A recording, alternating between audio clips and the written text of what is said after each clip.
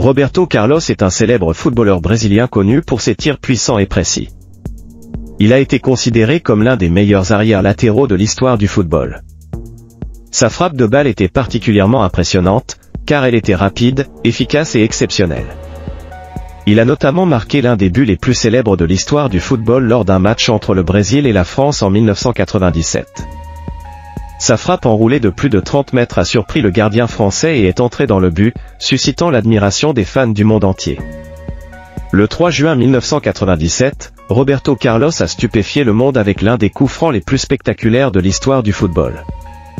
L'arrière gauche a marqué le but le plus célèbre de sa carrière, un coup franc scandaleux à longue portée pour le Brésil lors d'un match nul 1-1 contre la France lors du match d'ouverture du tournoi de France 1997, un tournoi de préparation devant le suivant Coupe du Monde de l'année. La frappe a laissé le gardien Fabien Barthez perplexe, car le ballon se dirigeait apparemment bien loin de la cible et dans la foule. Cependant, il a fait une embardée, a jeté un coup d'œil sur le bord intérieur du poteau et ne s'est arrêté que lorsqu'il a touché le filet. 2 décennies plus tard, Roberto Carlos dit qu'il est toujours impressionné lorsqu'il voit des images de son coup de pied. Pour être honnête, jusqu'à ce jour, je ne sais pas comment j'ai fait ça, a-t-il déclaré à ESPN Brasil en 2017. C'était un bel objectif.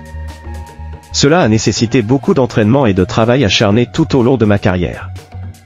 Mais ce travail acharné a payé, car j'ai pu marquer un but aussi magnifique, ce qui a été un moment spécial pour moi. Lorsqu'il a marqué ce fameux but, l'arrière gauche commençait tout juste sa carrière. Il en était à sa 2e saison pour le Real Madrid et est venu en Espagne après un court séjour à l'Inter Milan, qui a acheté le jeune joueur au champion brésilien Palmeiras pour 8 millions de dollars, une fortune en 1995. À Madrid, il remportera titre après titre, devenant une idole et une légende, il est toujours ambassadeur international de Los Merengues. Alors que son étoile montait dans la capitale espagnole, il est devenu l'arrière-gauche partant du Brésil lors des Coupes du Monde 1998, 2002 et 2006. Il a gagné en Corée du Sud-Japon en 2002 après avoir été vice-champion de France 4 ans plus tôt. Roberto Carlos a continué à jouer jusqu'en 2015, date à laquelle il a pris sa retraite après un court passage avec les Dynamo de Delhi de la Super League indienne. Au cours des 18 années qui se sont écoulées entre son célèbre coup franc contre la France et son abandon, Roberto Carlos n'a jamais essayé de frapper le ballon de la même manière, car il savait qu'il était pratiquement impossible de répéter une telle perfection. Il a lui-même déclaré « Je n'ai plus jamais essayé de frapper comme ça, parce que je sais que je n'aurais jamais marqué », dit-il en riant. Il y a beaucoup de bons botteurs de nos jours. Cela peut prendre du temps, mais un jour quelqu'un marquera un but similaire. Mais j'étais le premier. Le but de Roberto Carlos a défié la physique et impressionne encore aujourd'hui les scientifiques. Lorsque le fameux coup franc s'est produit, les physiciens du monde entier ont été déconcertés par les images. Cet objectif a été le catalyseur de nombreuses études et analyses sur l'aérodynamisme et la courbure du ballon ce jour-là au stade de Gerland à Lyon. L'une des études les plus célèbres a été menée par 4 scientifiques français, Guillaume Dupeux, Anne Le Goff, David Quéré et Christophe Clanet, et publiée dans le New Journal of Physics en septembre 2010. Dans cette étude, les physiciens mènent une série d'études des expériences et des analyses, qui aboutissent à une équation qui explique la trajectoire de la balle et toutes les forces qui étaient en action à ce moment précis. Le cas du football, où est 2 fois plus petit que elle, mérite d'être commenté. La trajectoire du ballon peut s'écarter sensiblement d'un cercle, à condition que le tir soit suffisamment long.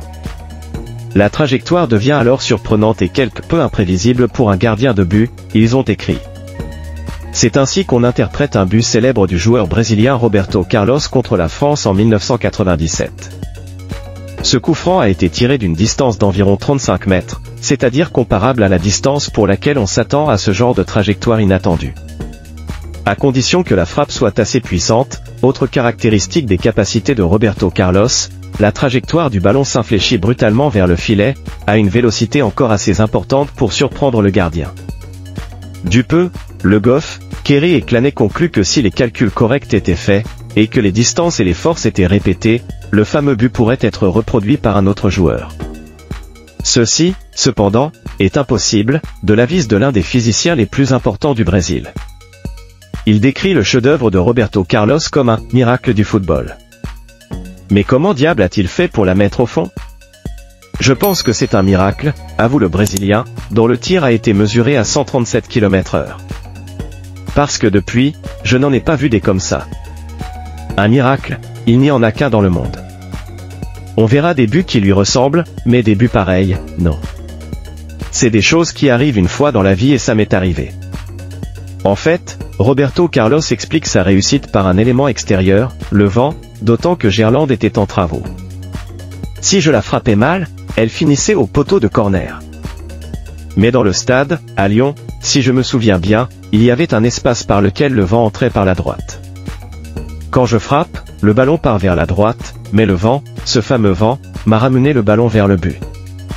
Et cette fois, Roberto Carlos n'a même pas eu besoin de remonter ses chaussettes avant le coup franc.